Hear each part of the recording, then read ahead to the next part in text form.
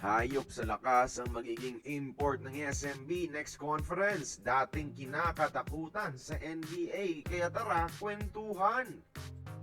SMB may gagawing pasabog sa import conference ng PBA. Magdadala ng isang NBA import dahil si Benny Boatwright hindi magiging available.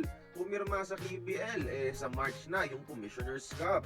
Kaya kukunin na lang ng SBP itong si Kenneth Farid, mga idol. Ayon ito sa mga kumakalat at viral na rumors online. Literal na hayop sa lakas itong si Farid, mga idol. Manimal ang tawag sa kanya noong prime years sa NBA. Rebounding monster sa liga sa taas na 6'8" at grabe yung energy. Kapag ipagsabay mo sila ni Junmar, only rebounds talaga makukuha ng SMB. Magsasawa na lang tumira ng tumira ang SMB dahil kampante sila na mapupulot ng kanilang import ang mga offensive rebounds. Sa ngayon, sa Europe si Farid naglalaro kung saan dominante siya sa kanyang mga unang buwan. Highlight machine sa mga dakdak at blocks, mga idol. Isa ring hayop na rim protector dahil nandyan pa rin kahit papano yung kanyang athleticism.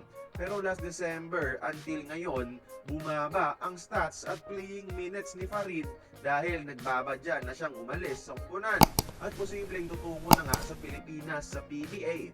Rumors pa lang ito online at wala pang guarantee kung matutuloy, kaya wag natin dibdibin muna hanggang wala pang official statement. Pero tingin ko kung sakaling totoo, yung mga import gaya ni Farid babalik ng sigla sa PBA. Former NBA star kaya manonood talaga ang mga tao dyan. Tapos highlight machine pa. Everyone will want to see him play live mismo. At mas kaabang-abang pa dahil rumors din na either kina Howard o Cousins ang kukunin ng Converge. So exciting yung mga magiging import matchups sa liga. Sa budget walang problema ha, dahil afford na afford yan ng SMC. Sana magpototoo ito, mga idol, no?